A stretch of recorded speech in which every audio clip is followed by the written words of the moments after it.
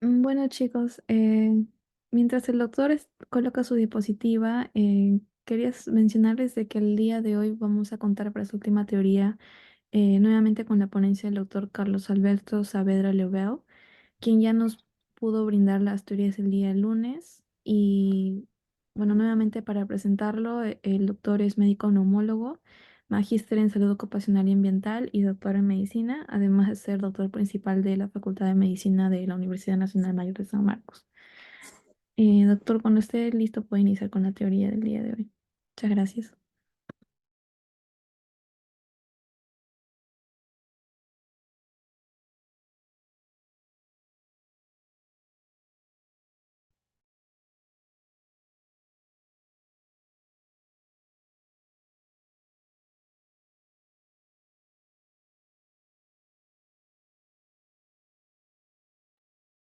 Bien, voy a compartir pantalla un momento.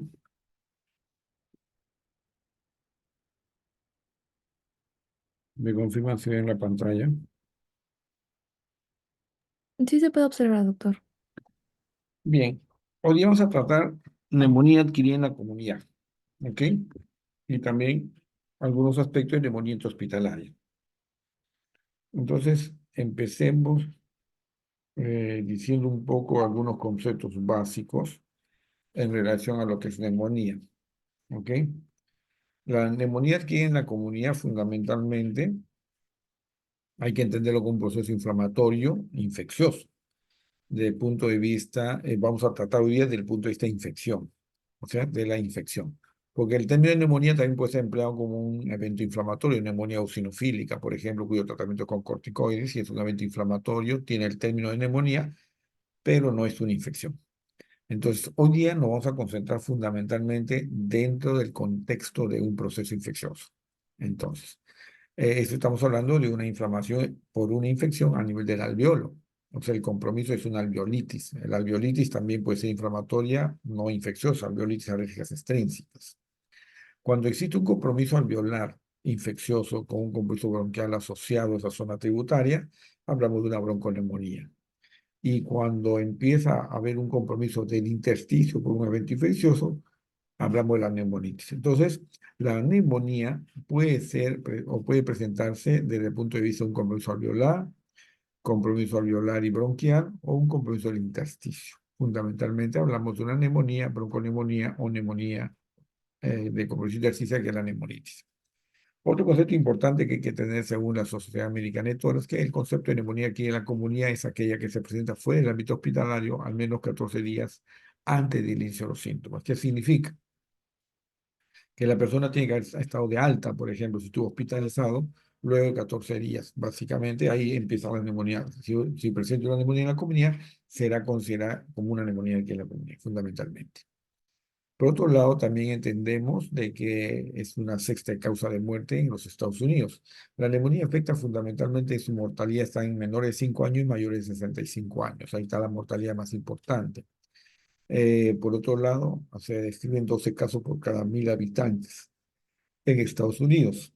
En el país se habla a veces de 4 a 7, a 5 a 7 casos por cada 100.000 habitantes. Entonces es otro.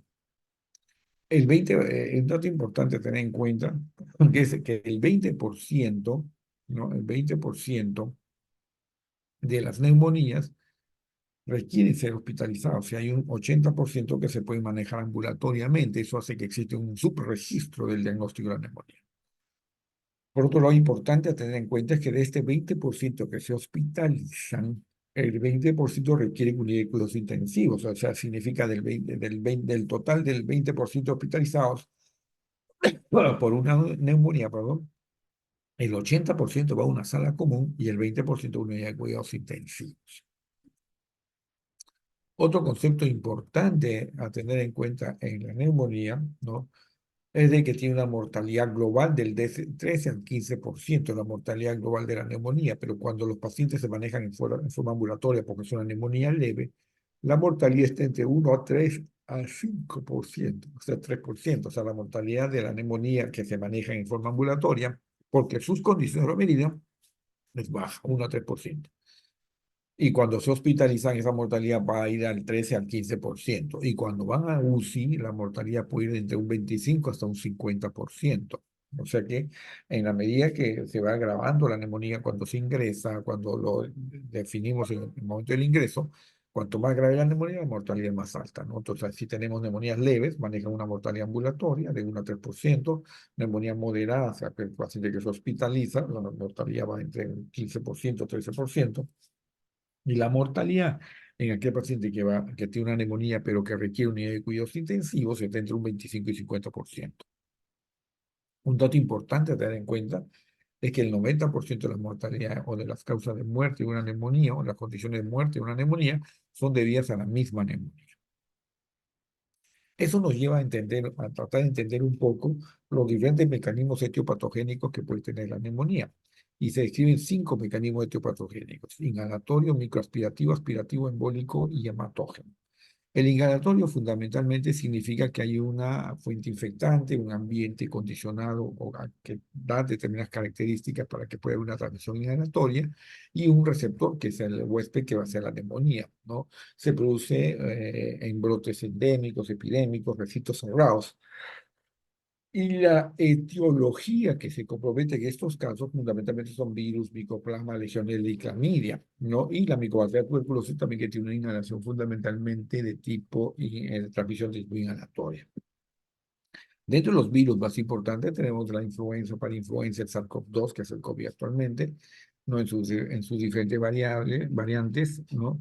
Y linajes, Omicron y todo lo que estamos conociendo en la actualidad. Y por otro lado tenemos también, ¿no? Fundamentalmente, ¿no? Tenemos también nosotros otros atípicos como el micoplasma, que es el más frecuente. La clamidia generalmente está en relación a la exposición de aves o excreta de aves, y la legionela, que es mucho más severa y se presenta en pacientes inmunosuprimidos, fundamentalmente. Por otro lado, tenemos la microaspirativa, que es el evento más frecuente. En la microaspirativa se entiende de que existe una colonización en la orofaringe de algunas bacterias como el Streptococcus pneumoniae y Haemophilus influenza, y un 20% de estos eventos puede haber también un bacilo gram negativo como Klebsiella, Proteoserratia, Enterobacteria, E. coli, y inclusive fundamentalmente gram negativos. Recordemos que hay 30-50% de las personas que normalmente pueden aspirar o microaspirar durante el sueño. Entonces, generalmente, eso significa que hay personas que tienen una colonización del orofaringe por el Streptococcus y Haemophilus influenza, y que pueden hacer microaspiraciones y desarrollar una neumonía. Y este es el evento más frecuente. El aspirativo significa que hay un volumen mucho más grande de esta aspiración.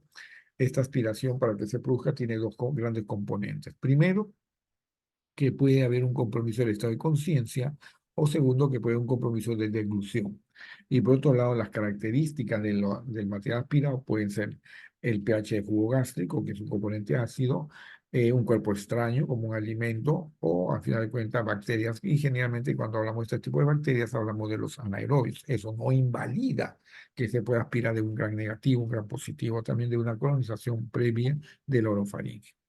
Por otro lado, el cuarto evento tenemos el embólico, o sea, hay un foco infeccioso a distancia y se dispara un émbolo séptico hacia el pulmón y genera una neumonía por un émbolo séptico.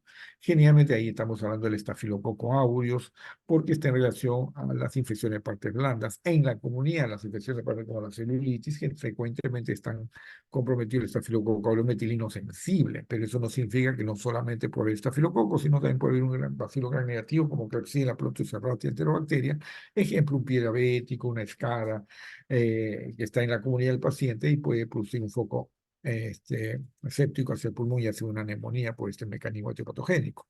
Ahí también tenemos los anaerobios, por ejemplo, el orofetio que tiene los anaerobios, que también puede ser otra causa etiológica en estos procesos etiopatogénicos. Y por último, el quinto evento es el hematógeno, la septicemia, y esto generalmente es en pacientes comprometidos, venido a menos, con un gran compromiso del estado general, y generalmente estamos correspondiendo a bacilos gram negativos, ¿no? Frecuentemente Klebsiella, Protocerrate, Enterobacteria E. coli, inclusive Pseudomonas.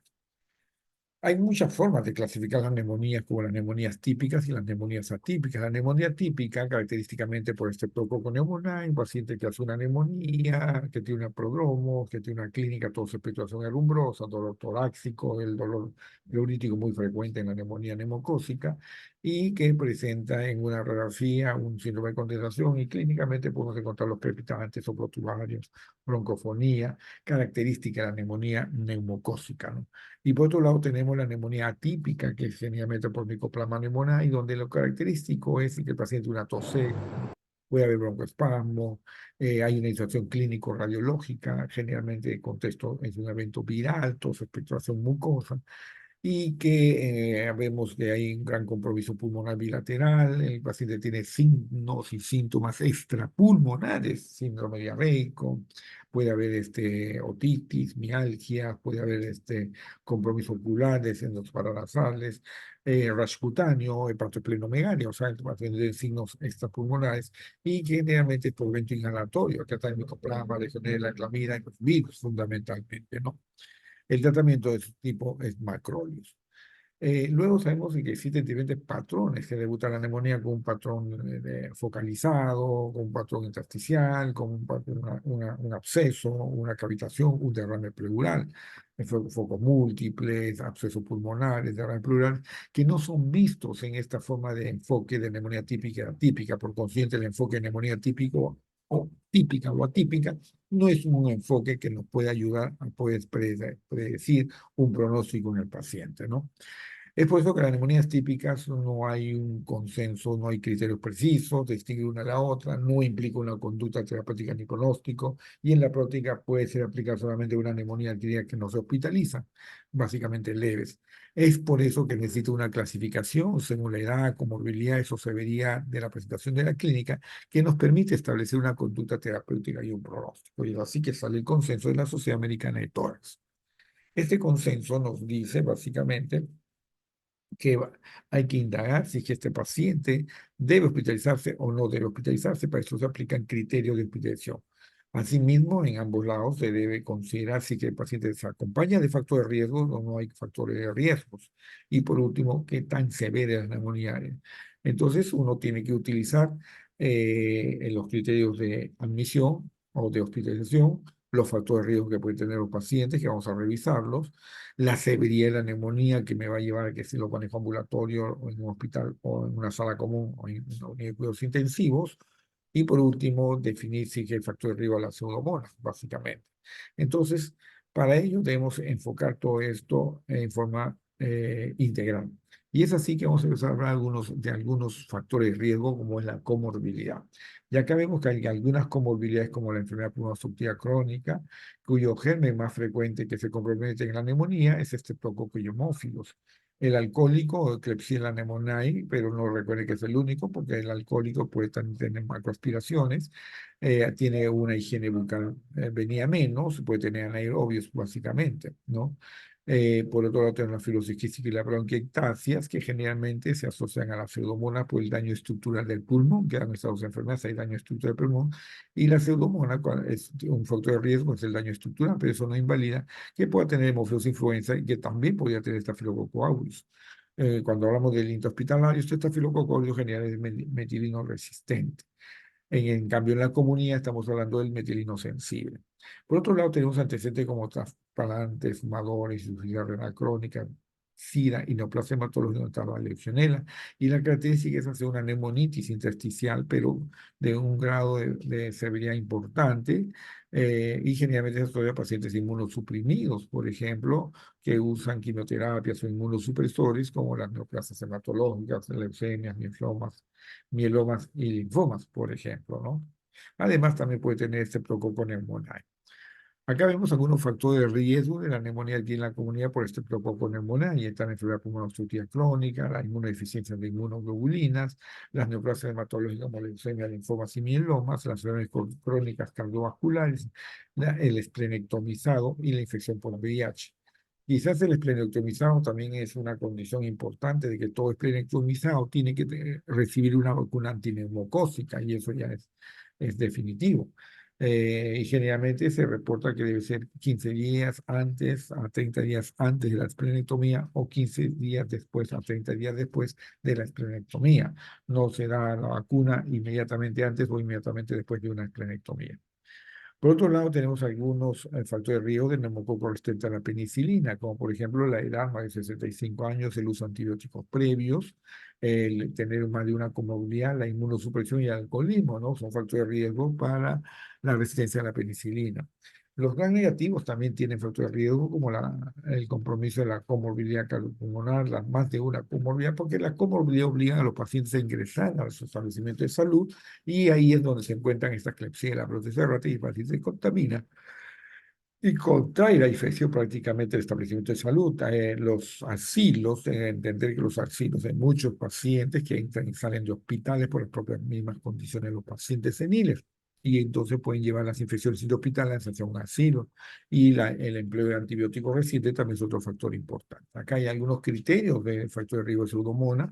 Ya hemos dicho que uno de ellos es el daño estructural del pulmón, como las bronquietas anafilosis quística, pero también tenemos otros criterios como la inmunosupresión, el uso de corticoides, la desnutrición o enfermedades inmunológicas, oncológicas, por ejemplo, y el uso de antibióticos de amplio espectro previamente en la última semana. Son factores de riesgo de la pseudomonas. Muy bien. El enfoque de las neumonías, según la Sociedad Americana de Historia, se enfoca en cuatro grandes grupos, ¿no? Y vamos a ir escribiendo un grupo, uno por cada uno de ellos. El grupo uno es aquellos pacientes que no requieren ser hospitalizados, pero que no tienen factor de riesgo. El grupo dos son pacientes que no requieren estar hospitalizados, pero que sí tienen factor de riesgo. El grupo 3 es un grupo de pacientes que requiere hospitalizarse, no en una unidad de cuidados intensivos, no es recomendable manejarlos en forma ambulatoria. Y ese grupo 3 se puede dividir en grupos que tienen el factor de riesgo y otros que no tienen el factor de riesgo. Y el grupo 4 son los pacientes que se van a la unidad de cuidados intensivos, y este grupo son pacientes que se pueden definir, son pacientes severos obviamente, pero que se pueden definir en dos subgrupos, como los que no tienen factor de riesgo de pseudomonas y los que tienen factor de riesgo de pseudomonas. Entonces veamos uno por uno. Veamos el grupo uno, pacientes que no se van a hospitalizar. Generalmente es el 80%. La mortalidad es bajísima, entre 1 a 3%, y frecuentemente son por gérmenes atípicos como Mycoplasma legionnaires candida, sin invalidar obviamente que puede ser poco con hemofilos influenza y estafilococo en menos probabilidades. Entonces tenemos acá el estreptococo pneumoniae y el Haemophilus influenza, Mycoplasma, clamidia y la influenza. Bueno, tenemos como atípicos Mycoplasma pneumoniae, clamidia y virales como influenza. Y como los bacterias gram positivos, estreptococo pneumoniae y Haemophilus influenza.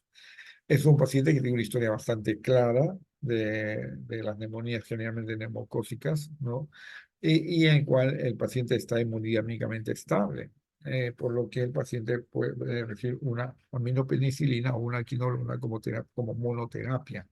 Y acá vemos aminopenicilinas, una quinolona y obviamente los macrólidos. Generalmente son pacientes que uno le va a indicar o una aminopenicilina o un macróleo, ¿no? Amoxicilina o ácido clavulánico, o un macróleo como acitromicina fundamentalmente. El grupo 2 son pacientes que no se van a hospitalizar, pero que tienen factor de riesgo. Y el tener factor de riesgo generalmente hace que pueda haber una neumonía mixta. Y ahí es cuando se empieza la terapia doble. Como son pacientes que no se van a hospitalizar, pues la terapia puede ser doble ambulatoria. ¿Y qué vamos a cubrir? El estreptococo pneumoniae, la hemofilos de influenza, aparecen los gram negativos como Klebsiella, proteus, enterobacterias, E. coli, ¿no? Y además se encuentran los atípicos como Mycoplasma y clamidia, más no la legionela, porque la legionela se reserva por una severidad generalmente en pacientes hospitalizados. Y obviamente estamos hablando de neumonía mixta. En este caso tendríamos que usar una cobertura antibiótico doble, ¿no? O sea, una aminopenicilina más un macróleo, o una aminopenicilina más una quinolona fundamentalmente, ¿no?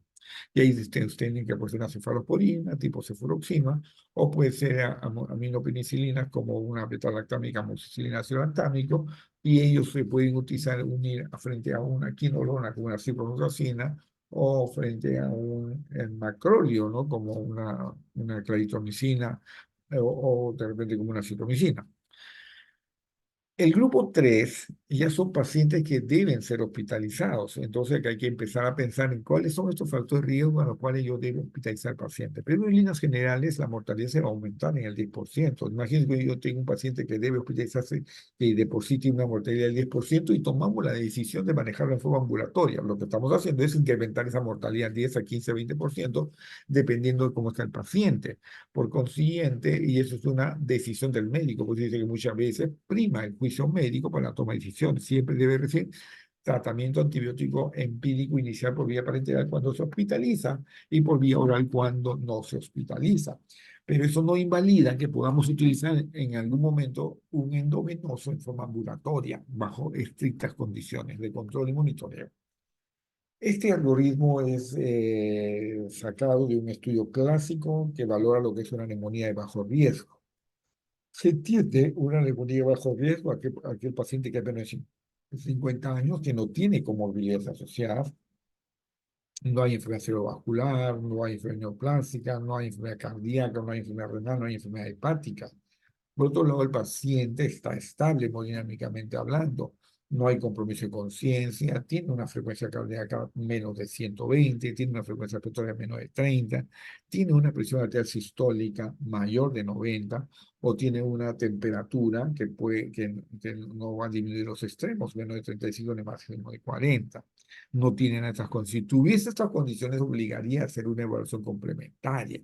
Si el paciente tuviese más de 60 años, habría que hacer una evaluación complementaria y esta evaluación complementaria es la que va a definir si es que se hospitaliza o no se hospitaliza.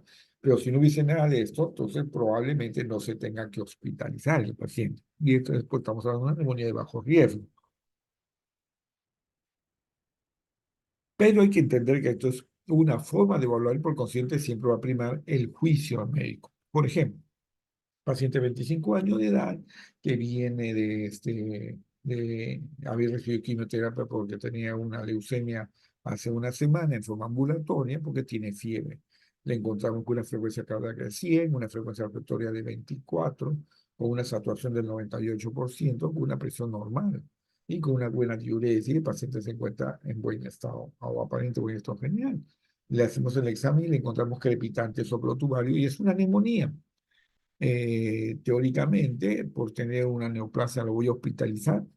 Todo paciente con neoplasia y neumonía se hospitaliza. No, no se hospitalizan todos. La gran mayoría no se hospitaliza. ¿Tendré que hacer estudios complementarios? Sí, tendré que hacer estudios complementarios para tomar una decisión. Le pido un hemograma para ver, para ver cómo se comporta cómo se comporta en la serie roja, la serie blanca y las plaquetas, el perfil de coagulación. Y con eso tomaré una decisión. Si me viene una frecuencia, una leucocitosis normal, una hemoglobina normal y un perfil de coagulación normal, probablemente no lo hospitalice. Entonces, yo recurrí a los estudios complementarios para tomar una decisión, básicamente. Acá hay algunos factores que consideran que se debe hospitalizar a un paciente, como es la edad, como es el alcoholismo, como es la comorbilidad, como es la procedencia de un asilo, como es el haber estado hospitalizado o el tratamiento antibiótico previo o la sospecha de aspiración. Son algunas consideraciones de hospitalizar a un paciente. Y por otro lado, se aconseja, o sea, es mucho más imperativo cuando hay un compromiso de conciencia, cuando hay un compromiso más de un órgano cuando tiene una frecuencia cardíaca mayor a 125, cuando hay una frecuencia respiratoria mayor a 30, cuando hay una hipotermia o hipertermia, no son condiciones de severidad, cuando hay cianosis, cuando hay falla orgánica múltiple, cuando está empezando a fallar otro órgano. También, obviamente, es una condición de que se está extendiendo el compromiso infeccioso de una neumonía a un compromiso sistémico. Y entonces son indicaciones de hospitalización, la diseminación hematógena de la neumonía o el fracaso al tratamiento antibiótico inicial, que también puede ser otra condición, además de las evoluciones desfavorables que se ven en la neumonía. Acá hay otros criterios que son importantes tener en cuenta que sugieren que se debe hospitalizar a un paciente. El hecho que haya una leucopenia, una leucocitosis, el hecho que tengamos nitrógeno ureico mayor de 20 o que tengamos una presión arterial de oxígeno menos de 60, que puede o no estar acompañado de una hipercapnia y con un PAFI o menos de 250 y un CO2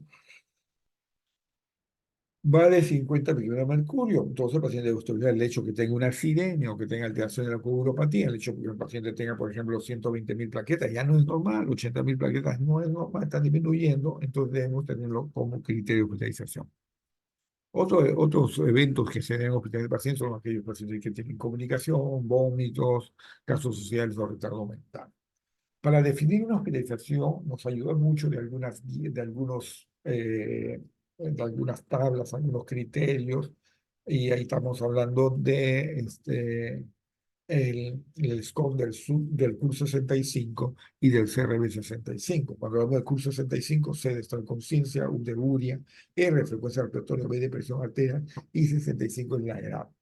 Si cada uno de ellos es un puntaje, si yo tengo alteración de conciencia, un punto, si tengo reducción de hidrógeno es otro punto, si tengo una taquimia es otro punto, si tengo, por ejemplo, hipotensión es otro punto, y si el paciente tiene más de 65 años de edad, ya tendríamos 5 puntos, si recuerden. 5 puntos ya requiere estar hospitalizado, ¿no? Porque obviamente tiene un compromiso de muerte mayor, de acuerdo a lo que hemos visto. Entonces, nosotros decimos, bueno, un curso 65 de 0 a 1 es una neumonía leve, un curso 65 de 2 a 3 es una neumonía moderada y un curso 65 de 3 a 4, o perdón, de 4 a 5 es una neumonía severa. Pero recuerden que eso es una guía. Nuestro paciente de 25 años, por ejemplo, tenía un crucero. Estaba despierto, no había reacción extragenal, tenía una buena frecuencia respiratoria, una buena presión arterial y la edad de 25 años, cero. Pero sin embargo, nuestro criterio nos hizo pedir un hemograma por el antecedente de oncología. Y el hemograma, cuando venía con plaquetopenia de 6.000 plaquetas. Entonces el paciente tenía que hospitalizarse, porque si el hemograma venía con plaquetas normales, hemoglobina normal y leucocitos normales, probablemente no se hospitalizaba el paciente. El CRB 65 se utiliza como mismo score para definir el pronóstico y riesgo de muerte de un paciente por neumonía, con la salvedad de que no se emplea la urea. Entonces tenemos CRB 65, estado de confusión, C, estado de confusión, R, de frecuencia respiratoria, B, de presión arterial y 65 la edad. Cada uno tiene un puntaje y el puntaje es lo que nos da esta posibilidad de muerte. Un curso 65 de 0,6% de mortalidad, que significa que bajo riesgo y con cierto tratamiento ambulatorio. Un curso 65 de 1 tiene 2,7 de mortalidad. Un curso, un cur, 65 de 2 puntos, 6,8 de mortalidad. Entonces ya estamos pensando que ya sobrepasamos la mortalidad hospitalaria y por consiguiente ya debería hospitalizarse ese paciente o tener una corta hospitalización o tratamiento ambulatorio estrechamente supervisado. Un curso 65 de 3, estamos hablando de que el paciente tiene una mortalidad implícita del 14% y por consiguiente debe de hospitalizarse. Y generalmente estamos hablando de una neumonía severa y que debe considerarse unidad de cuidados intensivos. Cuando tenemos el curso 65 de 4 a 5 puntos, la mortalidad asciende al 27%, lo que nos lleva a que el paciente debe hospitalizarse en la unidad de cuidados intensivos. Entonces, como vemos, el curso 65 nos da pronóstico y toma decisiones. El CRB 65 es algo similar, pero emplea URIA. C de estado de conciencia, R de frecuencia respiratoria, B de presión arterial y 65 la edad.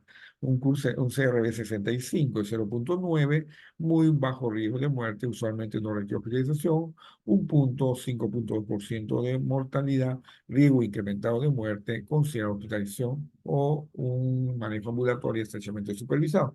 2 puntos, CRB 65, 12%, y 3 o 4, 31% de probabilidad de muerte. Entonces, de acuerdo a estos criterios, tomamos la decisión que se hospitalice un paciente. Entonces, estamos hablando del grupo 3 y el grupo 4. El grupo 3, aquel grupo de pacientes que se queda en una sala común, y el grupo 4 de pacientes que van a la unidad de cuidados intensivos. El grupo 3 puede ser aquel 3A, que puede ser una neumonía que se hospitaliza con enfermedad cardiopulmonar o factor de riesgo. O sea, es un grupo de pacientes que se deben hospitalizar, pero que tienen factor de riesgo. Tiene factor de riesgo para un anaerobio, tiene factor de riesgo para un estreptococo resistente a la penicilina, tiene comorbilidades, tiene la edad, tiene muchos otros factores que pueden incluir un riesgo mayor. ¿Qué bacterias o qué agentes están ahí? Es lo mismo, ¿no? Estreptococo, neumonía, hemófilos de influenza, micoplasma, legionela entra ahora ya, porque la legionela fundamentalmente ya se ve en casos con mayor severidad, y además podemos tener clamidia también. Ahí están los bacilos gram negativos, positivos, los anaerobios y los virus, básicamente. Por ende, por este tipo de bacterias, el manejo fundamentalmente va a ser aminopenisilina más un segundo antibiótico que puede ser un macrolio o una quinolona. Entonces vamos a tener nosotros cefalosporina o aminopenicilina con niveles de beta-lactamasa, más un macrolio o más una quinolona. Es una absorción de medicamentos. El grupo 3B es un grupo que requiere estar hospitalizado, pero que no necesariamente tiene factor de riesgo. Por consiguiente, puede haber una monoterapia. Y estos pueden ser por streptococo, por hemófilos de influenza, por estafilococo aureus, por micoplasma o por clamidia o neumonías mixtas. El manejo aquí es generalmente es una terapia endovenosa, monoterapia endovenosa, y generalmente se emplea la levofloxacina, ¿no? Las fluoquinolonas antineumocócicas como la levofloxacina. Para hablar del grupo 4 tenemos que definir que la neumonía es severa. Por las neumonías severas se van al grupo 4 y se van a la unidad de cuidados intensivos.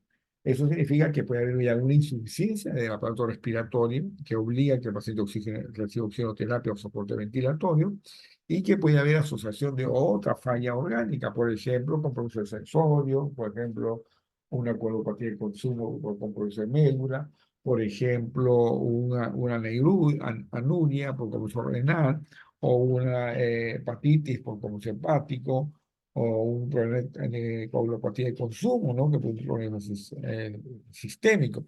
Entonces estamos hablando que existe una comorbilidad.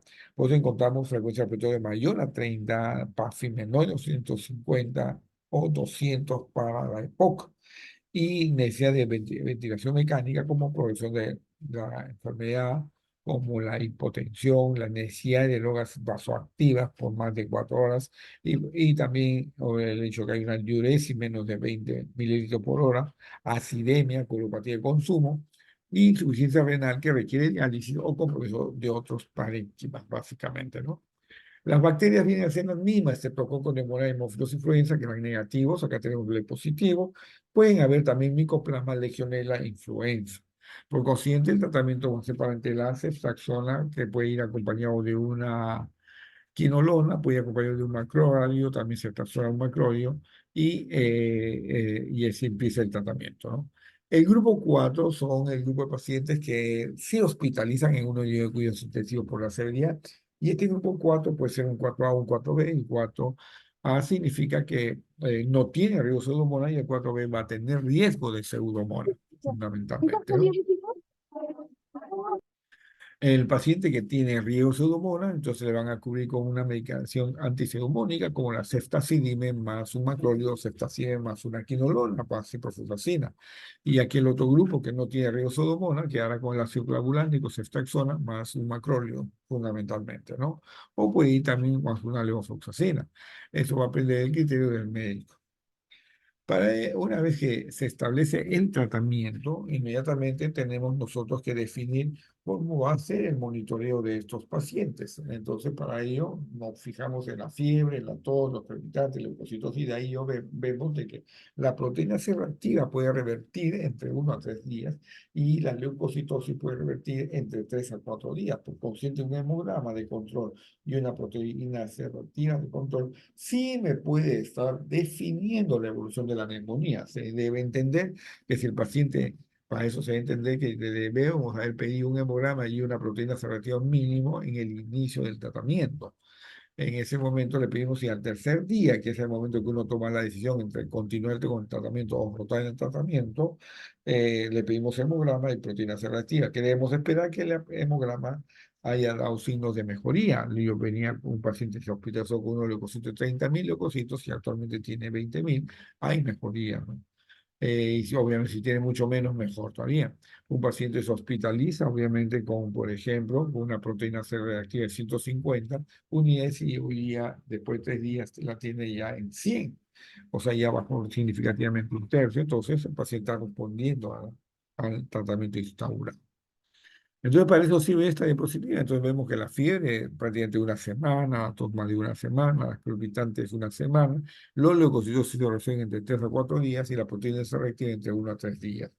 Entonces, lo más frecuente, lo más importante es llevarse a casa es la leucocitosis y la proteína C reactiva como forma de monitoreo. La reflexión todas va a evolucionar tardíamente. se escribe de que puede variar entre 30 a 60 días. En cambio, lo que se emplea en las salas puede ser más que suficiente. Existen algunos factores porque el paciente no responde adecuadamente, la edad, por ejemplo, y es obvio que no responde adecuadamente, las comorbilidades, la severidad de la neumonía y prácticamente el germen involucrado. Siempre cuando se tiene una neumonía, uno tiene que hacer factores, tiene que hacer diagnóstico diferencial.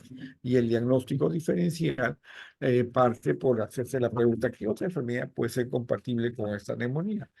O ese patrón similar a la neumonía. Y uno dice, pues una neoplasia podría ser una neoplasia. Y en ese caso, uno ve los factores de riesgo de neoplasia, si hay antecedentes familiares de neoplasia, si el paciente tiene, por ejemplo, antecedentes de un consumo de tabaquismo, si el paciente tiene una enfermedad oncológica previa, y si uno valora obviamente la edad del paciente y define que puede tener una neumonía, pero que también puede estar siendo tributario de una neoplasia, entonces amerita un diagnóstico diferencial. Por otro lado, puede ser una vasculitis, generalmente en la edad, sexo masculino, sexo femenino, y si hay una duda, uno le puede pedir una batería de ANCA para definir una vasculitis. En el caso de la bronquiolitis obliterante o neumonía organizada, las broncofiloscopías nos van a reportar un diagnóstico importante en la anatomía patológica, igual que la neumonía eosinofílica y la neumonía intersticial aguda, que se confunde mucho con la neumonitis por compromiso intersticial. Las proteinosas alveolares se necesita hacer una broncofiloscopía para diagnosticar con un alto componente de componente proteico en el lavado bronquiolo alveolar. Las neumonías por fármaco y de hipersensibilidad generalmente elevan la eosinofilia, la inmunoglobulina E, pero que existe el antecedente de la hipersensibilidad y de la exposición al evento de hipersensibilidad. Y por último, enfermedades como la tromboembolia pulmonar, que también pueden producir fiebre, pueden producir dolor torácico, pueden producir desaturación y taquimia, ¿no? Y obviamente, inclusive hasta leucocitosis, y no dejan de ser solamente una o no dejan de ser una tromboembolia pulmonar, pues son que está dentro del diagnóstico diferencial. Hay complicaciones, sí hay complicaciones agudas y crónicas. Ahí tienen una lista de complicaciones agudas como los derrames, el paraneumónico, el empiema, la fístula broncopleural, como los abscesos, la neumonía organizada, el distrés respiratorio del adulto. Recuerden que el distrés tiene muchas causas, pero tres son importantes. ¿Cuáles son? La neumonía aspirativa, y la sepsis básicamente son factores importantes, factores de riesgo del distrés. El distrés es una mortalidad que no va a bajar del aproximadamente 60%, ¿no? El hecho de tener focos a distancia son complicaciones que se pueden presentar como la pericarditis purulenta. Y las complicaciones crónicas que se describen como más frecuentes son las bronquiectasias y la fibrosis pulmonar, básicamente.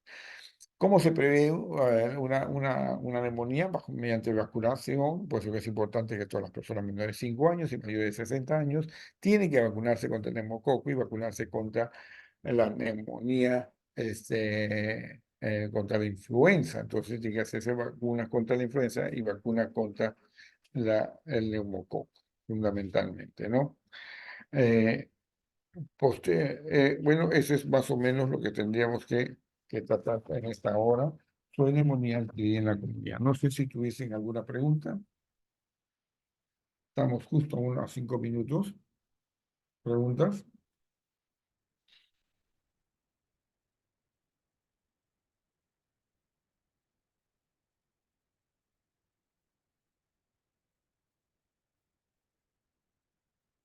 ¿Hay preguntas?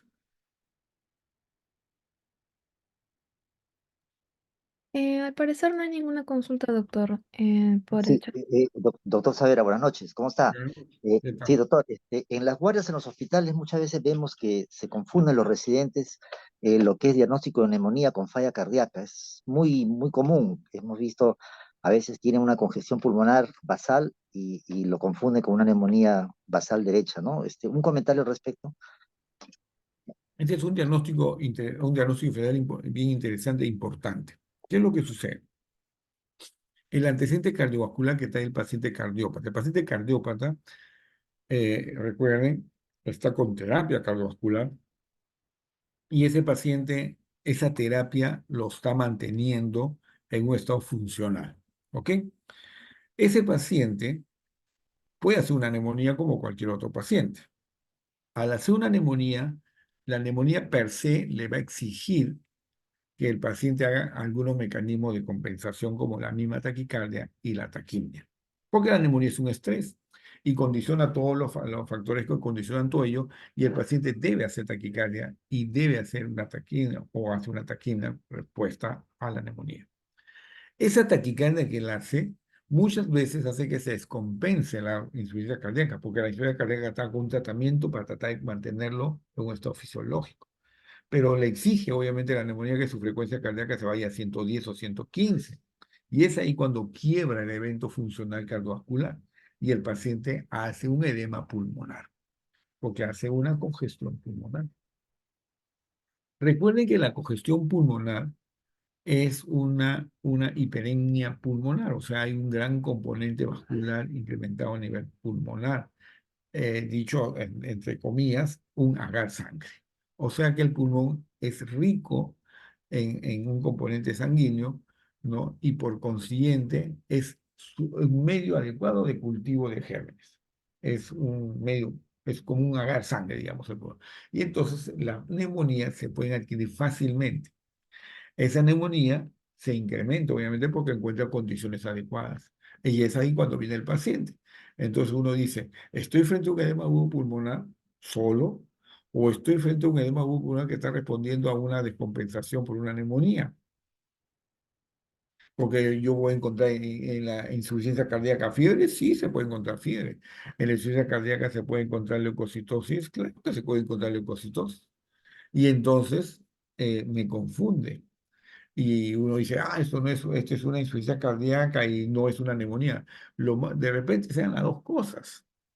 Y uno tiene que manejar las dos cosas. Mientras que nosotros no tengamos claro el evento, no está mal. Si hay la duda de cubrir la neumonía, cubrir por una neumonía. Si cuando quitaremos el antibiótico, cuando estemos totalmente seguros que no existe neumonía de por medio.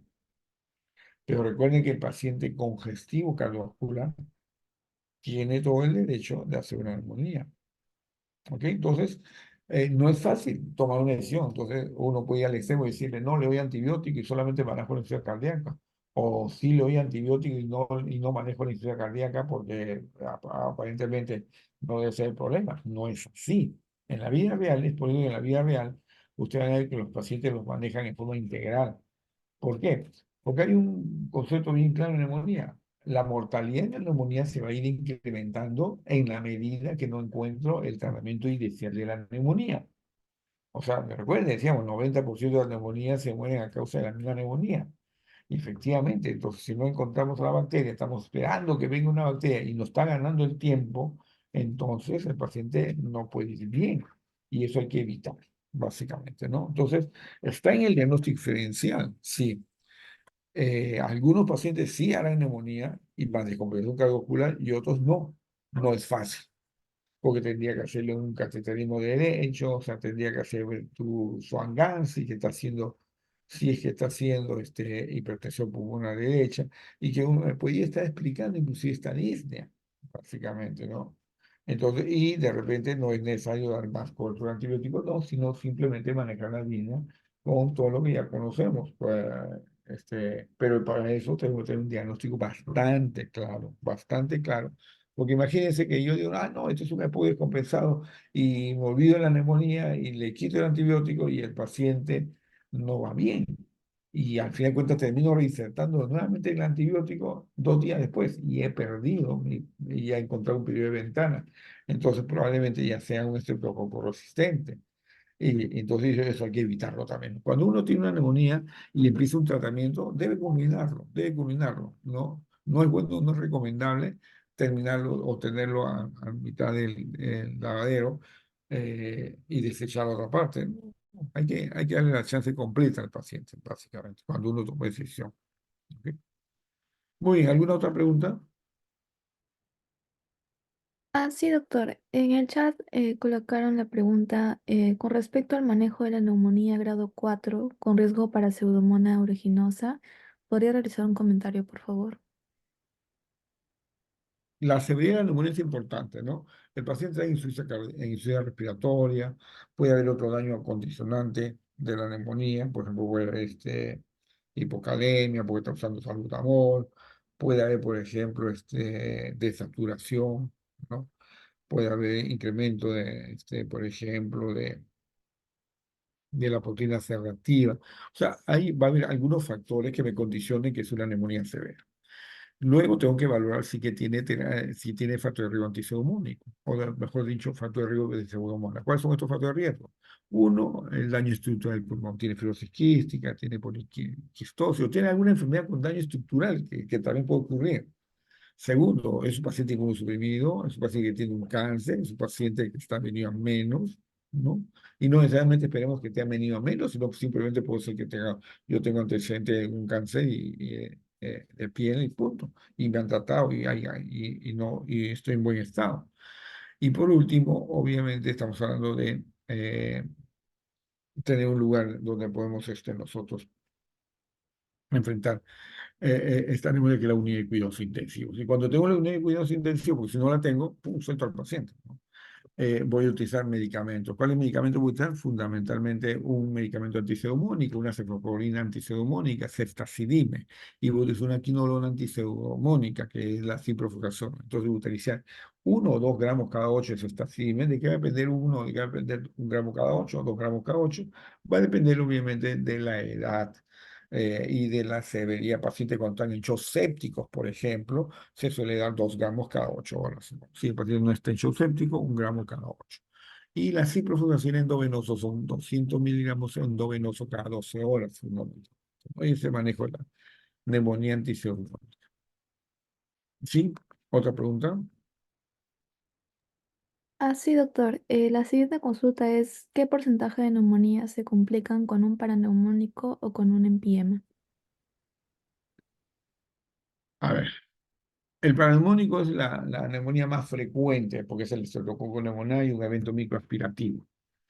Uno de los síntomas más característicos del neumococo es el dolor en punta del costado. Cuando el paciente refiere, "Uy, me duele el costado, un incómodo", y uno toma una grafía y solamente ve un velamiento parenquimal sin compromiso pleural, este es un paciente que tiene un estreptococo pneumoniae, básicamente.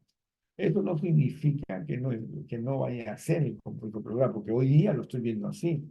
Entonces, de acá a 5 días, si yo no tengo medidas de control adecuadas los diuréticos, digamos, entonces va a empieza a acumular secreciones y me va a castigar definitivamente el tratamiento de los pacientes. Entonces, me va a incrementar el uso de los medicamentos. Y eso uno lo va a ver, ¿no? Básicamente. Eso es lo que pasaría en ese caso. Ujú.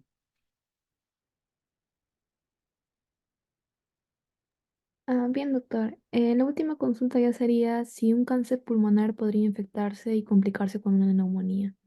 Claro que sí, porque el paciente es inmunosuprimido y el cáncer es un tejido que termina siendo necrótico muchas veces y a veces hasta si es un sangrante, entonces se va a comportar como medio de cultivo, entonces es factible que se presente. Ujú.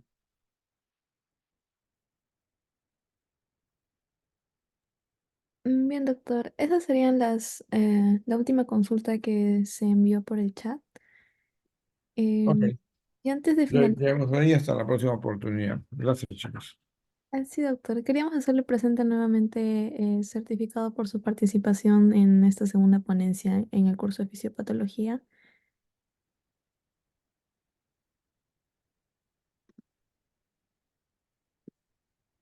Y nuevamente, doctor, muchas gracias por su tiempo y por la información compartida el día de hoy. Y nuevamente se hará llegar su certificado por su participación al interno. Muchas gracias, doctor, y buenas noches. Ok, gracias a ustedes y ya nos sirve a colaborar. Muchas gracias, buenas noches.